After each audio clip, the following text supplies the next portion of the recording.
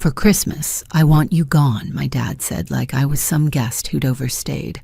I'd paid their rent when eviction notices came, filled their fridge when it was empty, kept the heat on while they slept under my roof. But that night, my chair at the table was already gone. I didn't beg. I didn't fight. I just slid my key across the counter and walked into the cold. 3 days later, that same house went dark because without me, they couldn't keep the lights on. Stay with me, because what happened next, no one at that table ever saw coming.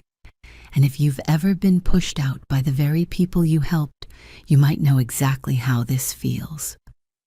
The house smelled like cinnamon and ham, the kind of smell that's supposed to wrap around you like a blanket on Christmas night. Twinkling lights reflected off the polished dining table, dancing across glasses of cheap wine. Plates clinked softly as forks moved in a rhythm older than the family itself. And then my father set his fork down. It wasn't loud, but the sound still cut through the air like glass shattering. His eyes locked on mine, cold and deliberate.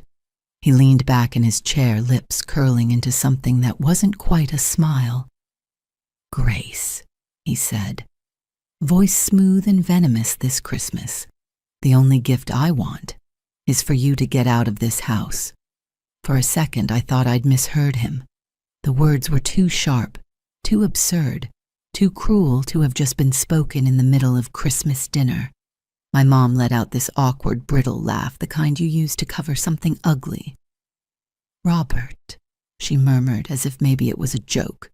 But he didn't laugh. His gaze stayed locked on mine, unwavering. He meant every syllable.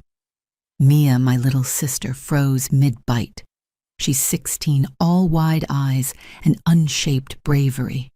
"She's not. Stay out of it." My father snapped the warmth of the holiday, bleeding out of the room in an instant.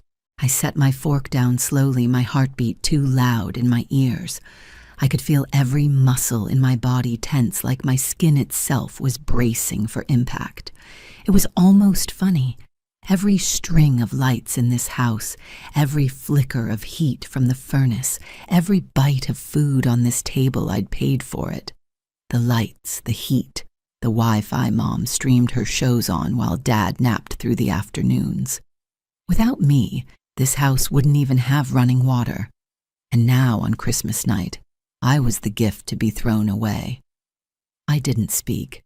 Not because I didn't have words, but because if I opened my mouth, I wasn't sure if I'd scream or break.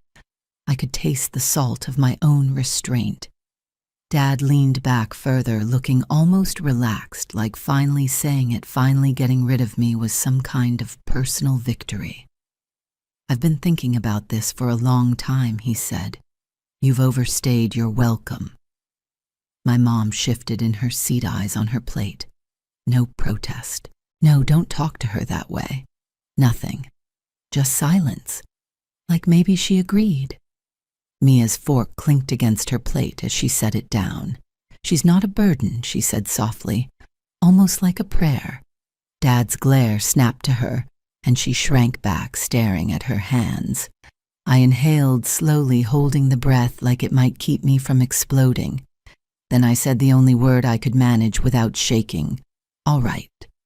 That one word, calm, flat, seemed to please him.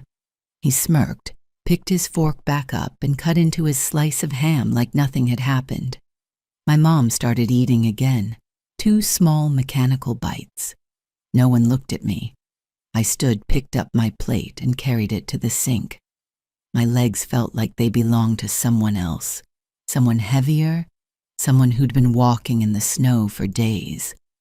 I didn't trust myself to look at Mia, but when I did, she was sitting perfectly still, her hands in her lap, eyes darting between me and Dad, like she was waiting for something to explode. I gave her the smallest nod I could manage, my way of saying I'm okay even though I wasn't. I didn't stay to finish dinner. I didn't touch dessert. I walked straight to my room and shut the door. The muffled sounds of cutlery and murmured conversation fading behind me. The darkness in my room felt heavier than usual, like it had been waiting for me. My hands were shaking as I reached for my suitcase. There was no hesitation, no second guessing. If they wanted me gone, fine. But they weren't ready for what gone really meant. They would lose the bills I paid, the stability I provided, the quiet ways I'd kept this place alive for years, and I wasn't going to give them a warning. Downstairs, voices were low but sharp. Mom's soft and unsure, Dad's clipped and certain. The heat kicked on a hum that suddenly felt like my hum, because I'd paid for it, and soon it would be gone. I folded clothes in silence, each one a reminder that my presence here had been reduced to a burden, a problem to be removed like dust from a shelf. This wasn't the first time my father had cut me with his words, but tonight was different. Tonight he'd done it in front of everyone on a night meant for love and peace. And if he thought I would just disappear quietly into the cold, he didn't know me at all. I woke before the sun, long before anyone else. The house was quiet, but not the kind of peaceful quiet you want to savor. This was the kind of stillness that came before a storm, heavy, unnatural. The air was cold enough to make my breath visible in the dim light. Funny, in just a few days it would be even colder. I moved silently, my footsteps slow and deliberate on the creaking floorboards. I didn't want another scene, not because I was afraid of one, but because I wanted my exit to be mine, not his. My suitcase was heavier now. I'd packed the essentials, clothes, toiletries, my laptop, but left behind the things I could live without. A few boxes stacked neatly in the corner, the ones I'd always told myself I'd come back for someday. That someday was gone now. I hauled the first suitcase down the stairs. The wood groaned under my weight, the sound echoing in the sleeping house. I didn't look around. I didn't want to see the living room where I'd strung the lights, the kitchen where I'd cooked meals they never thanked me for. Outside, the air bit at my cheeks. I loaded my car in silence, my fingers stiff from the cold. The trunk shut with a final satisfying thud. Before I got in, I pulled out my phone. The glow of the screen lit my face as I opened my banking app. I scrolled through the list of auto-pay accounts, electric, internet, water, gas, Netflix. All of them in my name. All of them feeding this house. One by one, I canceled them. With each confirmation, I felt lighter. Electricity canceled, internet canceled, gas canceled. 3 weeks, maybe less, before the warmth and light I'd been paying for vanished. Before the Wi-Fi Mom used for her nightly dramas froze mid-scene. Before Dad realized that yelling wouldn't heat the house. I didn't leave a note, no explanation. Let them figure it out when the lights went out and the water turned cold. Seattle was 3 hours north. Chloe lived in a cramped one-bedroom with a couch that sagged in the middle, but when I'd called her last night, she hadn't hesitated. "You can stay here as long as you need," she'd said, and she meant it.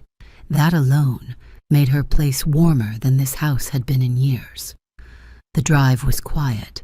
The road stretched ahead like a ribbon of silver under the pale winter sky. My mind replayed last night over and over, his voice sharp as glass. "The only gift I want is for you to get out." By the time I pulled into Chloe's parking lot, the bitterness had settled into something harder. Not rage, not sadness. Something colder. Chloe's smile when she opened the door was real, unforced. Max, her dog, bounded over, tail wagging like I was the best thing that had happened all day. Her roommate barely looked up from the couch, just grunted and asked if I was staying forever. Maybe I was. For the first time in years, no one here looked at me like I owed them something. 3 days later, my phone started buzzing.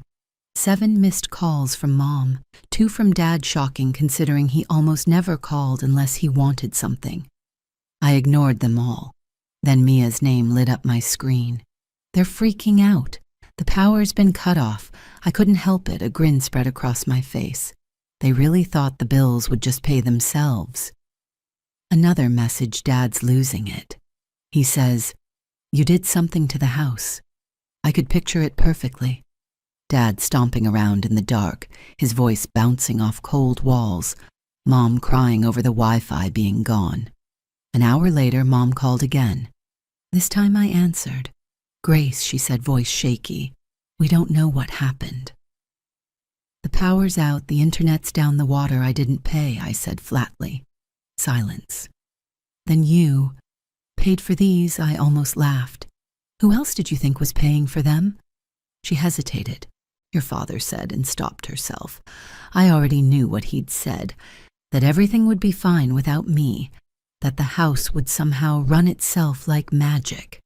Not my problem anymore, I said, and hung up. I thought that would be the end of it. They'd scramble, maybe find work, sell something, or maybe they'd just sit in the dark and blame me. But I was wrong. This wasn't the end. It was only the beginning. It started with a ping. I was halfway through Chloe's stale cereal, scrolling mindlessly, when my phone buzzed with a bank alert. Suspicious login attempt detected. My stomach knotted. I clicked into my account. Nothing had been taken yet, but the activity log made my skin crawl. Failed. Password resets minutes apart, one after another. I didn't need a detective to tell me who it was. Before I could even think, my phone lit up again, Mia. I answered on the first ring. Grace, she whispered. Her voice was tight, shaky, like she was trying not to be heard. I was just about to call you. Dad's been on the computer all morning, slamming the keys like he's trying to break them. He keeps yelling about money. Is he looking for my old passwords? A pause. Then, yeah. Remember that little spiral notebook Mom kept by the desk? He's going through it. Of course. That battered thing had every password I'd made as a teenager, back before I'd learned not to reuse them. He's wasting his time, I said, forcing my voice to stay calm. Mia's voice dropped even lower. He's saying you ruined us, that you did this on purpose. And, she trailed off, and what I think he's going to do something stupid. The words made the back of my neck prickle. What does that mean? He's pacing, slamming doors. Mom's crying, trying to calm him down, but he's not listening. He keeps saying, she's not going to get away with this. I closed my eyes. Lock your door. If he tries anything crazy, call me right away. Promise me, Mia. I promise. The second we hung up, I went to work, changing every password from bank accounts to email to streaming services. I called my bank, told them someone was trying to break in. They locked my account so tight even I had trouble getting in for a few hours. By the time I logged back in, my chest had stopped burning, but the unease stayed. Cutting them off had been one thing, but this was personal. 3 nights later, Chloe and I were halfway through some trashy reality show when someone banged on the apartment door so hard the picture frames rattled. She muted the TV instantly. Are you expecting someone? No, but I already knew. The second bang was louder. Then a voice, deep and furious, Grace, opened the door. Chloe's eyes went wide. Is that your dad? I got up slowly, every muscle taut. One glance through the peephole, and there he was, Robert, fists clenched, breathing like a bull about to charge. Grace, he barked, you think you can just walk away from this? I stepped back from the door, my pulse thudding in my temples. Should I call the cops? Chloe asked. Yes, I said without hesitation. My voice came out colder than I expected. She was already dialing when his fist slammed into the door again. You owe us.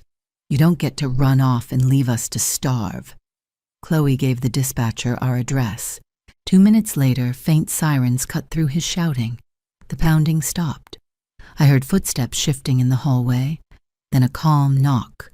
Police. Open up. Chloe cracked the door, letting 2 officers in. They moved past us, out into the hallway. Sir, step back, one of them ordered. Robert turned, face flushed, chest heaving. She's my daughter.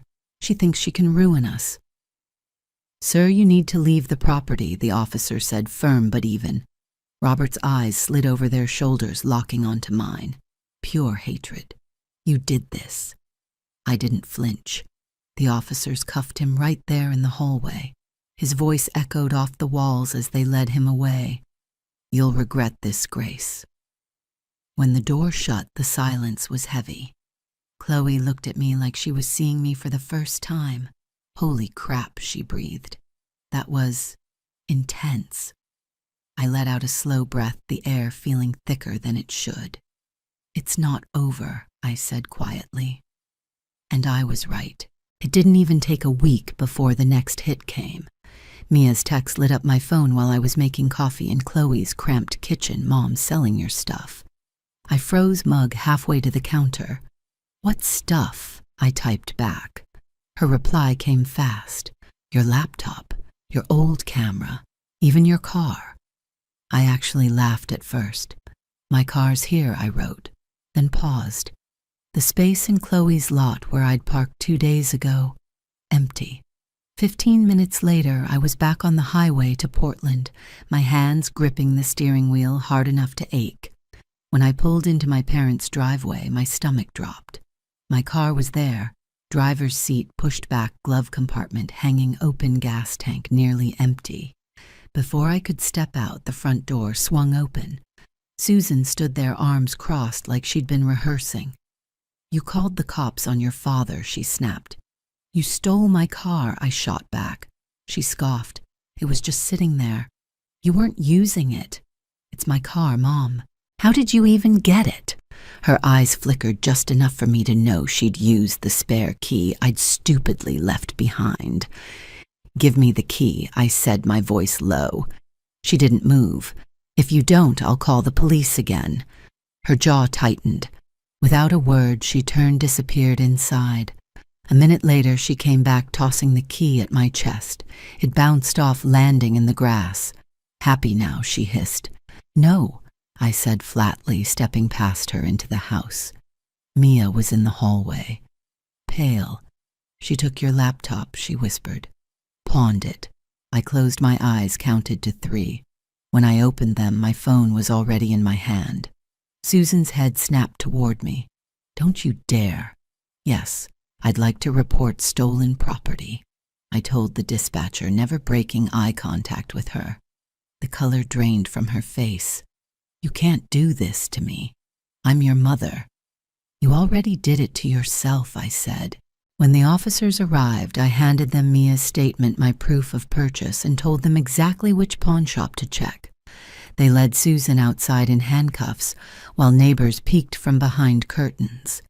She was crying, screaming, about being just a struggling mom. I stood in the doorway, silent, as the patrol car pulled away. Mia came to stand beside me. Her voice was barely above a whisper. "This is really happening, isn't it?" I said quietly. "It is." But the look in her eyes told me she knew, and I knew it still wasn't over. It was less than 24 hours before my phone buzzed again. An unfamiliar number. Just 4 words. "You're going to regret this." I didn't need a signature to know who it was. Robert was out. Someone, maybe one of his old drinking buddies, had bailed him. I called Mia immediately. "He's out," she said without preamble. Her voice was tight. "Mom's losing it. Crying 1 minute, screaming the next. And Dad, what about him?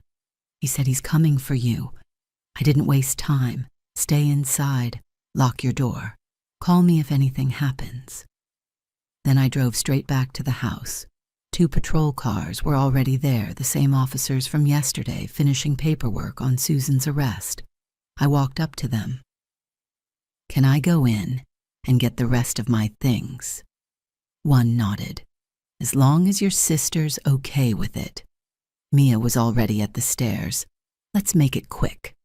We moved fast, clothes, books, random things I'd left behind, thinking I'd come back for them someday. Not anymore. I was carrying the last box to my car when headlights cut across the driveway. A dark sedan rolled in slow, then stopped hard. Robert got out. He slammed the door so hard the sound cracked through the cold air. He started toward me with that same bull-like fury I'd seen in Chloe's hallway. I set the box down and stepped forward, my voice carrying, You come near me and I'll file for a restraining order. Lifetime." His hands curled into fists. "You think you're better than us?" I smiled, not because it was funny, but because I saw the flicker of rage in his eyes. "I know I am."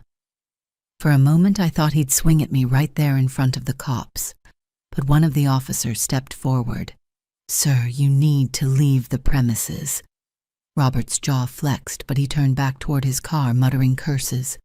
Tires squealed as he tore down the street. I loaded the box into my trunk. Mia stood on the porch, arms wrapped around herself. "I don't want to stay here," she said quietly. I know I told her. 2 more years. You can do it. Her eyes were glassy, but she nodded. That night I thought it was over. It wasn't. The next morning a knock came at Chloe's door. Not Robert. 2 uniformed officers, different this time. One held a thick envelope. Grace Collins, I signed for it, shut the door and tore it open. A lawsuit. Filed by Robert and Susan. Claims of failure to provide familial support and financial abandonment. For a moment I almost laughed. It was so absurd I could picture Robert grinning as he signed the paperwork, thinking this was the move that would finally hurt me. I didn't call a lawyer right away. I called Mia. "They're trying to sue me," I said. There was a pause, then a click of understanding in her voice. "You're going to need the USB." 2 days later, I walked into my attorney's office and slid the drive across his desk. "Everything you need to bury them is on there." He plugged it in. Dozens of files opened photos of receipts, bank statements, texts from Mom and Dad, admitting they relied on me to pay every bill for years. Videos of Robert drunkenly ranting about letting Grace handle the money because she owes us. It took less than a month for the case to be dismissed. Their big move had just handed me a permanent legal record of their dependence and their abuse. And this time, there was no appeal. Freedom didn't roar. It arrived like a refrigerator hum in a small apartment at 2 a.m. Steady and ordinary, and impossible to unhear once you notice it. I signed the lease on a studio 10 minutes from Chloe's place in Seattle. 1 room, a window that looked into an alley, a heater that clicked awake like it was making up its mind. It wasn't much. It was mine. No voices through thin walls, no footsteps measuring my usefulness, no one standing over me with a hand out. I slept with my phone on airplane mode and woke up to silence that didn't feel like punishment. I changed everything: passwords, forwarding address, 2-factor codes that dinged only on my new number. I blocked both of them, and anyone connected enough to carry messages they were too cowardly to send themselves. The first week I kept checking the peephole like a reflex. After the second week I stopped. Mia called from her friend's phone when it was safe. Sometimes she talked about homework or the track meet. Sometimes she just breathed. "They're acting like nothing happened," she said once, disbelief and exhaustion braided together. "Dad's telling people he let you go because you were disrespectful. Mom says you stormed out after a little disagreement at dinner. I let them keep their fairy tale.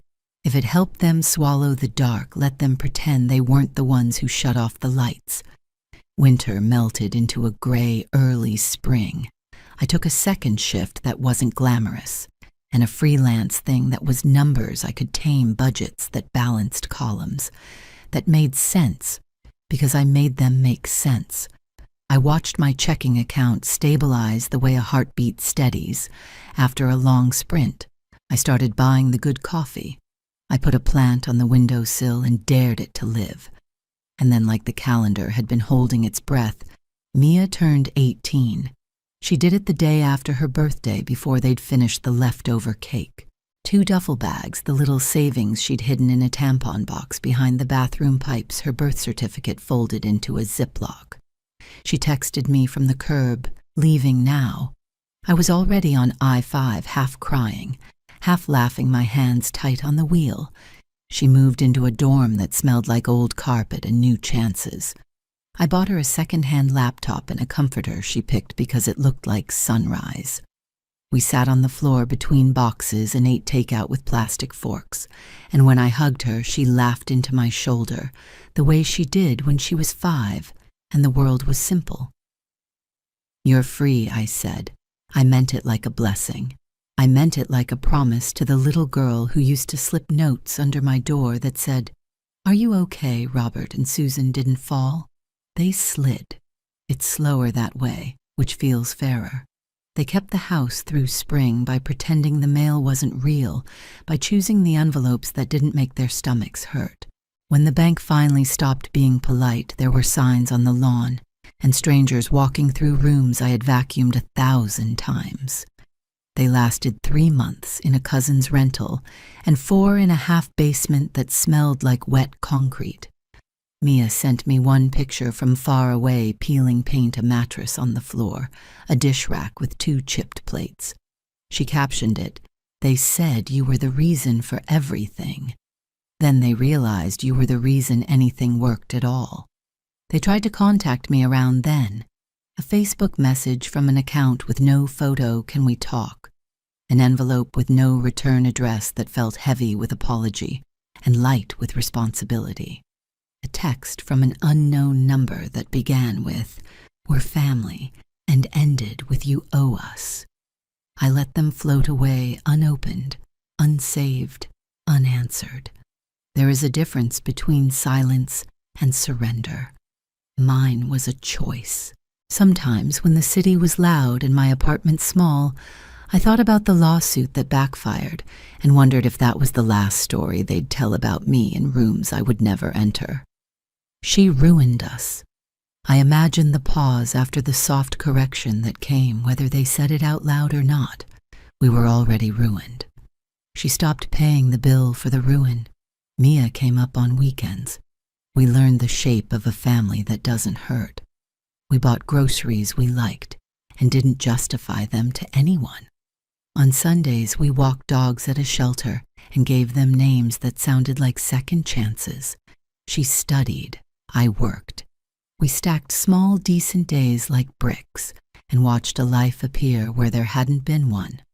It is astonishing how quickly you relearn the ordinary when no one is taking it from you.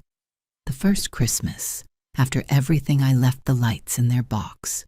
No tree, no garland. I made cocoa on the stove and left the TV off. The evening held still around me like a lake at midnight. Across the alley, someone's window glowed warm, and voices rose and fell in the shape of a family I didn't want anymore. I thought about a fork set down, about a line spoken like a toast. "The only gift I want is for you to get out of this house." I let the words pass through me and kept what was valuable, not the cruelty, not the dismissal, only the proof. Leaving had always been my gift. I just hadn't wrapped it yet. The second Christmas, Mia came up with a suitcase and a grin and a bag of cheap tinsel. We hung exactly 1 strand over the curtain rod. "Minimalist," she declared. We cooked badly and laughed hard. At midnight, we stood at the window and watched a scatter of fireworks break against the low clouds. The heater clicked on faithful and affordable. She glanced at me, a question. "They're the oldest kind. Are we okay now?" I nodded. We were more than okay. We were unclaimed. I still pass through Portland sometimes. I don't drive past the old house. It doesn't belong to them, and it never belonged to me in the way I wanted. It belongs to the winter that finished, to the year the lights went out and showed me the shape of every exit. I park in front of a coffee shop that didn't used to be there and order the good roast, no apology. If I think of Robert, I hope he found something quiet inside himself and learned to listen to it. If I think of Susan, I hope she learned the difference between love and need. Hope is free, and it costs me nothing to spend it. People like to ask about regret, like it's a test you either pass or fail. Do I regret calling the police? No. Do I regret canceling the bills? No. Do I regret leaving? I regret not leaving sooner. There's a different kind of grief that comes when you realize you were the grown-up all along, and no one is coming to rescue you. It's heavy for a while. Then it becomes a tool you carry, the kind that opens locks. On the anniversary, I don't celebrate, I take the long way home. The city is rain clean and blinking. I stop by the market and buy oranges and cinnamon sticks and a cheap candle that smells like something sweet from a life I never lived. In my kitchen, I set the candle on the counter and light it. The flame stands up sure of itself. Mia texts a photo from her campus window, snow dusting the quad, a line of footprints that look like punctuation. 2 finals left. Then I'm yours for Coco, she writes. I send back a picture of the candle and the single strand of tinsel we saved in a drawer. I'll be here. Heat's on. Lights too. I stand at the window while water begins to simmer, and for a moment I can hear the distant echo of cutlery and the old voice that tried to make me small. The echo passes. The kettle sings. I turn off the stove, pour the water, and watch steam rise like a promise kept. The truth is simple and doesn't need to be shouted. I was never the gift they wanted. I was the one I finally chose. And this year, every year, the only thing I want for Christmas is exactly what I already have: a door that locks from the inside, a room warmed by my own hands, and a silence that belongs to me. If this story stayed with you, give it a like, share it with someone who needs to hear it, and subscribe so you don't miss the next chapter. Your support helps these voices be heard,